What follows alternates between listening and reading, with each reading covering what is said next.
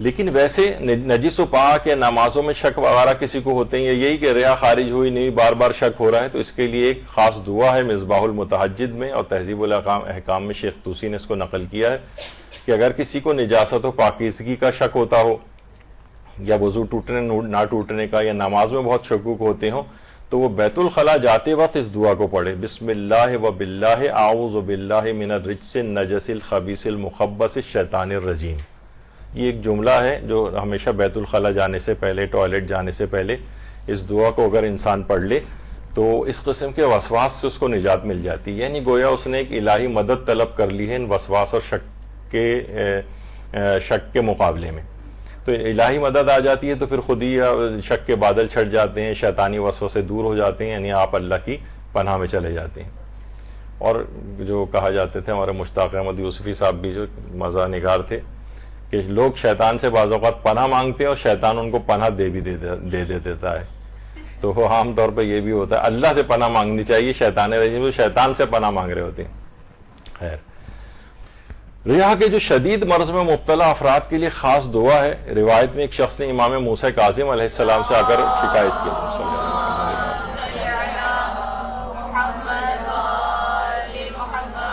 مفاتیح الجنان میں شیخ عباس قمی نے لکھا ہے کہ اس نے کہا کہ مولا، پیٹ میں ہوا کی حرکت کی آواز میرے آتی رہتی ہے، مجھے لوگوں کے ساتھ بات کرتے ہوئے بڑی شرم آتی ہے کیونکہ ہوا میرے پیٹ سے خارج بھی ہوتی ہے، لوگ اسے سنتے ہیں.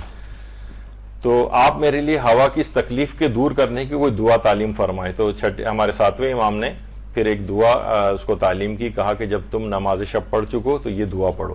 اور اس کا ترجمہ یہ ہے کہ اے معبود، جو اچھائی ہے تیری طرف سے ہے اور اس میں میری کوئی خوبی نہیں، اور جو برائی مجھ سے سرزد ہوتی ہے تو نے پہلے مجھے اس سے ڈرایا ہے، اس کے لیے میں کوئی عذر نہیں رکھتا. اے معبود، بے شک میں تیری پناہ لیتا ہوں کہ اس بات پر بھروسہ کروں جو میرے لیے وجہ تعریف نہیں ہے، یا اس پر مطمئن رہوں کہ جس کے لیے میں کوئی عذر نہیں رکھتا. جس کا ترجمہ یہ ہے اللہم ما کان من خیر فمنک سے یہ دعا شروع ہوتی ہے. مفاتیح کے اندر بھی آپ کو یہ والی دعا مل جائے گی. تو امام نے فرمایا نماز شب کے بعد اس دعا کو پڑھو. تو جو شدید رہا کے مرض میں مبتلا جو افراد ہوتے ہیں ان کے لیے یہ دعا اپنا علاج جو کر رہے ہیں وہ بھی کریں، لیکن یہ اس دعا کے ذریعے اللہ کی بھی اس سلسلے میں مدد لیں کہ یہ، کیونکہ بہت پریشان کن ان کے بھی مسئلے آگے چل کر آنے والے ہیں کہ کو وہ مسئلے پیش نہ آئیں کہ وہ ہر وقت کنفیوژن کا شکار رہے، عبادتوں میں اس کی توجہ بھی نہیں رہ پاتی، پھر ہر وقت توجہ اس پہ طرف رہتی ہے کہیں ریا خارج تو نہیں ہو گئی، یہ تو نہیں ہوگی، یعنی اللہ کی طرف متوجہ اتنا نہیں رہ پاتا نماز میں، اپنے اس عارضے کی طرف متوجہ رہتا ہے. تو ظاہر ہے کہ اللہ سے دعا کرنی چاہیے کہ ہر شخص اس سے بچا رہے. تو وضو میں سب سے پہلے کہ دوران وضو اگر یقین ہو جائے کہ ریا خارج ہوئی ہے، یقین 100%، یعنی اس میں کوئی شک و شبہ والی بات نہیں ہے.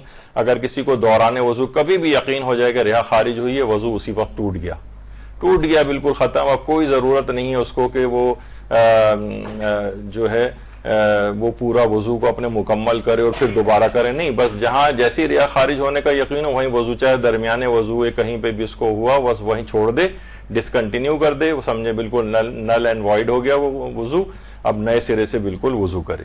تو دوران وضو اگر یقین ہو جائے کہ ریا خارج ہوئی ہے تو نئے سرے سے وضو کرنا پڑے گا. دوسرا یہ کہ دوران وضو احتمال ہو کہ ریا خارج ہوئی ہے. احتمال کہتے ہیں بہت ہی ویک ٹائپ کا خیال ہوتا ہے، 5% خیال، 10% خیال، 90% تو یہی کہ ریا خارج نہیں ہوئی، لیکن 5-10% خیال آ رہا ہے اس کو. اس صورت میں بھی یہی سمجھا جائے گا کہ آپ یہی سمجھیں کہ نہیں میری ریا خارج نہیں ہوئی ہے، اور وضو ایز اٹ از کنٹینیو کریں اور بغیر کسی روکے، کوئی مسئلہ نہیں ہے، آپ کا وضو بالکل صحیح رہے گا. اس کے بعد اگلا چیز آتی ہے کہ دوران وضو احتمال نہیں، پہلے ہم نے کہا یقین ہے کہ وضو ٹوٹ گیا ہے، یعنی ریا خارج ہوئی ہے، وضو ٹوٹ گیا. دوسری چیز آئی کہ احتمال ہوا، شک، ویک سا ایک شک ہوا، تو یہی حکم ہے اس کا کہ اس میں بھی آپ خود کو سمجھیں کہ نہیں میرا وضو نہیں ٹوٹا اور کنٹینیو کریں. تیسرا مسئلہ آ رہا ہے کہ دوران وضو شک ہو کہ ریا خارج ہوئی ہے، یعنی 50% ہو گیا ہے، 50% ہے کہ ریا خارج ہوئی ہے، 50% ہے کہ نہیں ہوئی. اس صورت میں بھی شریعت کہتی ہے کہ نہیں، اس پہ توجہ نہ دیں اور سمجھیں کہ اب بھی ریا خارج نہیں ہوئی اور وضو کو ایز اٹ از کنٹینیو کریں. حالانکہ شک آ گیا ہے آپ کو، تو اسلام کہتا ہے کہ نہیں، اس کو بالکل شک کے اوپر توجہ نہ دیں، سمجھیں کہ نہیں خارج ہوئی اور آپ وضو ویسے ہی مکمل کریں.